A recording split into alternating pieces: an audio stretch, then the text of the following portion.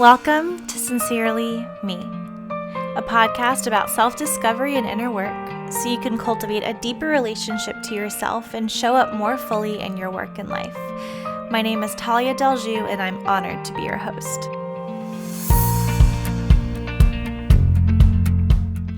Hi everyone, welcome back to the podcast. Today is finally another solo episode. I love recording solo episodes, and truth be told, they are never scripted, so I'm totally flying by the seat of my pants for all of these, but it's kind of how I get into my flow, so trust me, bear with me, we're gonna get into another little flow together here today. And before I get into today's topic and conversation, I wanted to share a couple things. So first, we are about to reach 20,000 downloads of the podcast, which is absolutely crazy. Now, at the end of every episode, I do make a small request that if you listen to this podcast, that you either subscribe and or rate and or review, ideally all of the above. We have about 42 podcast reviews, and given the number of downloads and listeners, it seems a little bit disproportionate. I'm not really sure which word is right here, but anyways, I would love for you all to be represented, for you all to share your voices with me, share your thoughts with me. Let me know you're here and listening by subscribing, rating, and reviewing. I'm going to start thinking about a special something we can do for our 20,000 download mark. So my wheels will be turning on that end. And the next thing, if you are following me on Instagram and on social media with me, you know that the cat is finally out of the bag for the big announcement. In October, I will be co-hosting a 5-day retreat in Bali. Hello, what the heck? Who am I even, what is happening? I don't even know. I've wanted to do an international retreat for so long, and to even be speaking those words right now still doesn't feel real. But I'm co-hosting with the amazing Deborah and Quibell. Her and I recorded an episode for the podcast a few months back on creativity. She is a depth psychologist, an energy healer, an author, a spiritual teacher, yoga, meditation, and wrote one of my favorite books. It's called Soul Bird, and it's a collection of the most amazing spiritual poetry. I'll link that in the show notes for you all to check out. But anyways, her and I have been thinking for months about how we can come together and serve an audience of people, not only women, but people who are ready to dig deeper, ready to do what we do here on the podcast, which is to turn it inward and honor the call within you to start paying attention to your innermost self and your truth and the parts of you that are ready to play a bigger game, right? And it's all about following your curiosity and supporting you in your journey to uncovering the practices, uncovering the lifestyle that's really going to support your inner growth. So all of the details for the retreat are in the show notes. Bali is, I've never been, but from what I've heard and from what I've seen, is just the most magical, most spectacular healing place in the world. So to say that I'm excited is an understatement. We'll be doing a Balinese dance class. We'll be doing mala threading, jewelry making. We'll be going to the sacred water temples for purification rituals. I mean, goodness, you guys, it's going to be crazy. So check out all the details at the link in the show notes. There is a tentative itinerary listed there as well. So all the deets and more can be found there. And then last but not least, the Inner Work Circle. It is January, which means we're about to get going with round 2. Applications are still open and will be for the next few weeks as they're rolling in. I'm just sitting with all the names and in my heart trying to sense who is going to make the best group to come together in community and do the inner work. All of that in the show notes as well. Whew. All right. Enough for announcement time. Should we get into the meat? Into the meat. That sounds weird, but we're just going with it, and I'm not going to re-record that. So here we are. So today's episode is all about personal power. Now, a little bit of context before I dive into the framework that I'll be sharing today. So as some of you might know, over the past year or so, I've really been transitioning my coaching practice from career coaching into transformational coaching or deep coaching. And this type of coaching is really about helping people connect to and embody who they really are. Who they are authentically, their real, true selves. And in the process of deep coaching, it's really about guiding you into those deepest parts of yourself so that you can let go of the things that are no longer true for you and invite in what is longing to be embodied, what is longing to be shared with the world. So, as a part of that process, there is also an element of power. And power, when I talk about power, what I'm really talking about is personal power and supporting you into higher levels of personal power. Now, let me define. Personal power is that from which you draw your sense of self. Personal power is that from which you draw your sense of self, your sense of who you are, your sense of worth, your sense of purpose and power in the world around you.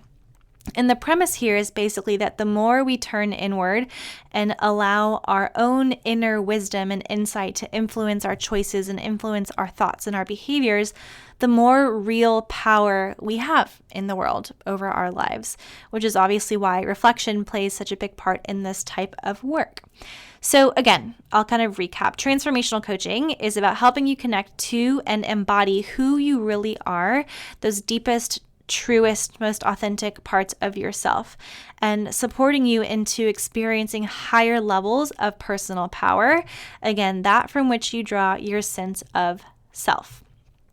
Now, what I'll be going into today is a framework that kind of outlines the different stages of personal power. So based on this framework, there's this idea that, we kind of throughout our life move through different stages of personal power.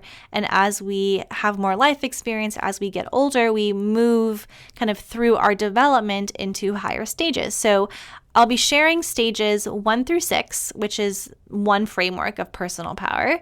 And sharing a little bit more about what each of those stages looks like so that hopefully you can identify where you lie in these 6 stages and where you gain your sense of personal power from, and hopefully give you some encouragement and guidance into moving the needle into higher levels of power and into the next stage of personal power. So one thing you'll note is that within these 6 stages, there's one big distinction, and it's that the first 3 stages of personal power are very much oriented to the external world. And then the last 3 stages are very much oriented to the internal world. And here is what that looks like. So the first stage of power, 1 out of 6, is called power by powerlessness. And if you are in stage 1, stage of powerlessness, your core belief is that you don't have power. And this is characterized by low self-esteem, feelings of helplessness, dependency on other people, and you kind of just feel disempowered. You feel like the victim, and you're very quick, or we as people in stage 1 can be very quick to blame other people, to judge, to complain, and to manipulate other people for kind of this false sense of control or power. Now, all of these stages are very normal and in certain stages of life, healthy stages to be at, right? When we are just born in those first few years of life, we're in stage 1. We are powerless. We have to be dependent on other people for our survival. We have to get into those later stages and have more life experience to build the self-esteem, to build that sense of empowerment. So totally normal and healthy stage to be at in the appropriate context. Then we have stage 2. Now, stage 2 is called power by association.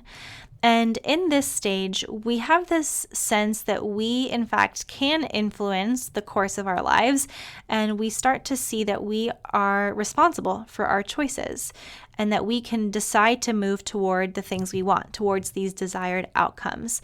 And that basically moves us into the willingness to learn more about ourselves in the world.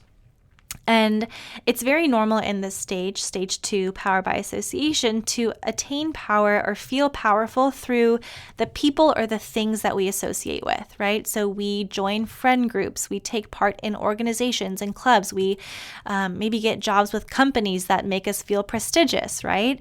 We might cling to a certain religion or religious organization or political party. We attach ourselves to these external things that are perceived to be more powerful than us, in hopes that by associating, some of that power kind of rubs off on us. So that's stage number 2. And then we come to stage number 3. In stage number 3, we are in power by achievement. And this is really a stage where most people live forever.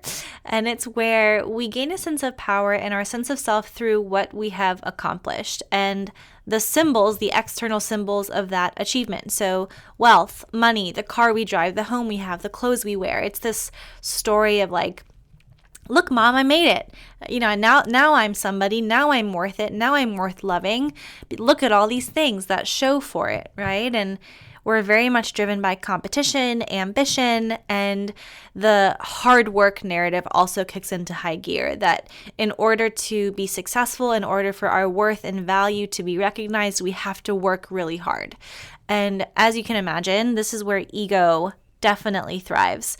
And again, this is not a bad stage to be in. Most of us live in this stage. We're socialized to achieve success and to be in this stage, many of us in life. And it's good because it partly helps us take action and move forward on our goals. The competition, the ambition, those things aren't bad. It's just when they go unchecked and when we start to define ourselves by those things that it becomes kind of a slippery slope. And again, like the definitions of success many of us live by are not our own. And this drive for external achievement ends up leading to a place where life kind of just becomes this never-ending rat race, climbing up this ladder where it's like there's no end to the ladder, right? It's never enough money, never enough recognition, never enough accomplishment, never enough external stuff that we can attach to. And that's where people stay stuck.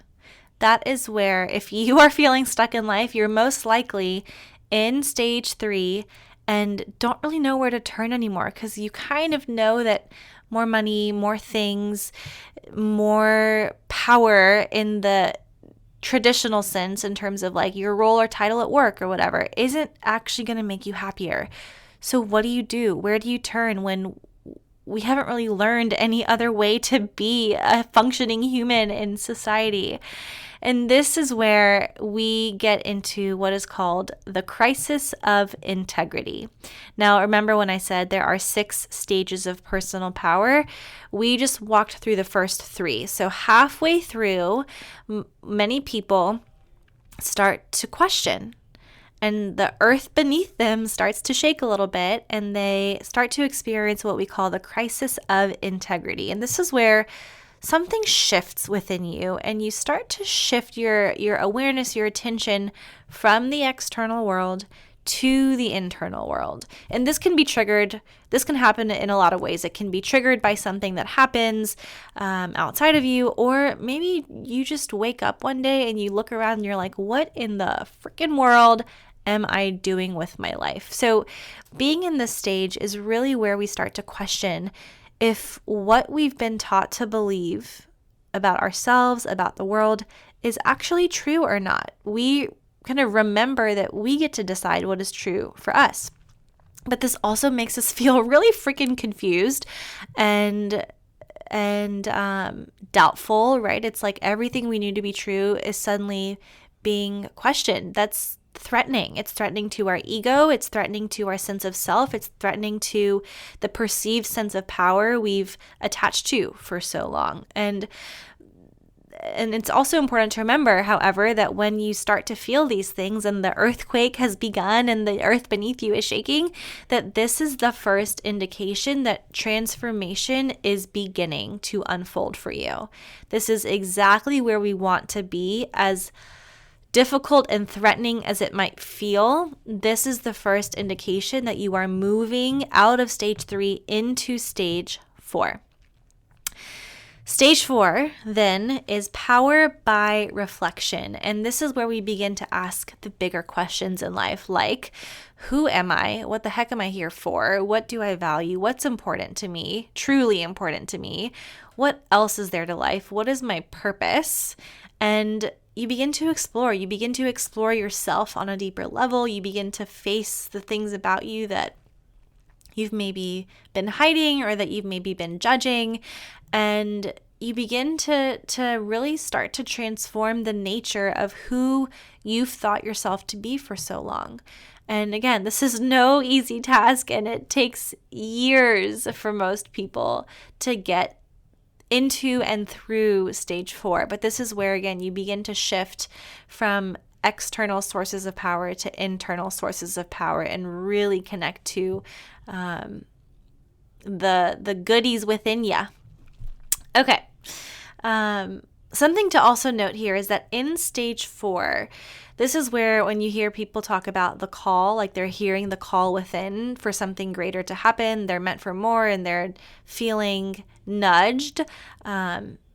A lot of times, because it's so threatening to everything we've known to be true, we do what's called refuse the call, because we're afraid. We're afraid. This is where fear pops in, right? And it's like, will I be safe? Will I be safe if I let go of all that I've ever known? Will I be safe if I no longer associate with these people, these things, this amount of money, this car, this home, these clothes? This is all I've ever known. This is who I am, is what the ego says, right? But there's a deeper sense of knowing that that's not at all who you are, and that's not where your power comes from. So you're shifting now from an ego-based way of being into a more truthful and soul-based way of being.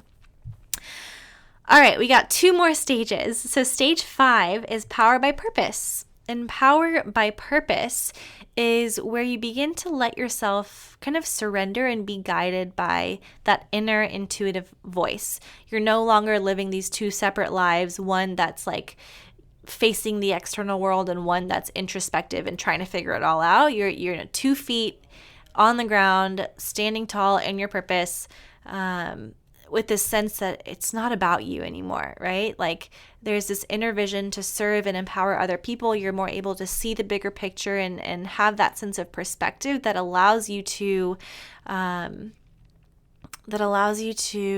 get out of your own way. And for a lot of people in this stage 2, it's when they start to step into their own expression of spirituality. It's when they also might struggle with fully trusting the universe, trusting that all things work out in their favor. So there's still a part of them that's a little bit afraid to fully give in to their own power, but it's stronger than it's been in the former stages. And then last but not least, we get to stage 6, power by wisdom. And people in stage 6 are kind of characterized by having this calm and quiet strength. They live in deep connection to their soul selves, to the universe. They spend a lot of time in solitude and reflection, and are really driven by this intention to kind of elevate the consciousness and people's awareness through their own way of being in the world. Their presence is healing. Their presence is calming. They're always open to learning. And that is stage 6. That was a lot of information I just threw at you all, but those are the 6 stages of personal power. And what we found in the inner work circle, so one of our lessons recently was about personal power and understanding your stage of power. And for a lot of people who are driven to probably this podcast, who are driven to self-development, to self-help books, to the seminars and all that, you're most likely between stages 3 and 4. You're most likely shifting from external to internal, beginning to ask those questions, beginning to reveal your own truths, beginning to, ask yourself what you're doing. And you're in it. You're in the shift. And it can be exciting. It can be scary. It can be a lot of different things. But it's helpful, I've found, to have frameworks like these to make sense of what we experience, especially in the space of coaching and healing and inner growth. So I hope that was helpful to any of you listening who are, in the shifts, as I said before. Again, to recap, the 6 stages are power by powerlessness, power by association, power by achievement, power by reflection, power by purpose, and power by wisdom. I would love for you all to give me a shout out on Instagram after you listen to this episode and let me know, where do you think you lie within these 6 stages? What are the challenges you're facing? What's exciting to you? Where do you gain your sense of personal power from? If nothing else, it can also be a great prompt for journaling, right? What is power to you? Where does it come from for you? Where has it come from in the past? How can you begin to connect to a deeper sense of personal power from an internal place? Lots to work with from these 6 stages. Also, if any of you are interested in learning more about this work, this framework came from a book that I love called A Shift in Being by Leon Vanderpol. I'll also link it in the show notes. It's actually kind of a coaching training manual. It's what I've been reading through as I've been going through my coaching training as a transformational coach. And there's so many goodies in this book. And I'll definitely be sharing a lot more of my favorite tips and tidbits and frameworks on the podcast in some upcoming solo episodes. So that's all for today. I hope you all enjoyed. Here is to stepping into your power more fully and recognizing that the external world ain't got nothing on you, girl. You know what? I knew that was going to sound really stupid before I said it, but I still said it. And just for the sake of authenticity, for the sake of making you laugh, I'm going to keep this clip in here. I'm not going to delete it. This is what happens, guys. You don't have a script. You just kind of go with the flow and things come out. All right, I'll stop talking now. Have a wonderful rest of your day, and we'll catch you on the next episode. Sincerely, me.